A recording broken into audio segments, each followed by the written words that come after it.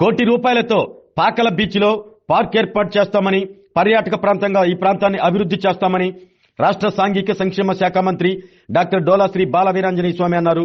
సింగరాయకొండ మండలం పాకల గ్రామంలో మత్స్యకారులకు వలలు, యంత్ర పరికరాలు Andhra Pradesh maritime board chairman Damacharla సత్యతో కలిసి మంత్రి స్వామి పంపిణీ చేశారు. మత్స్యకారులకు వేట నిషేధ సమయంలో 20,000 రూపాయల భృతి అందిస్తున్నామన్నారు.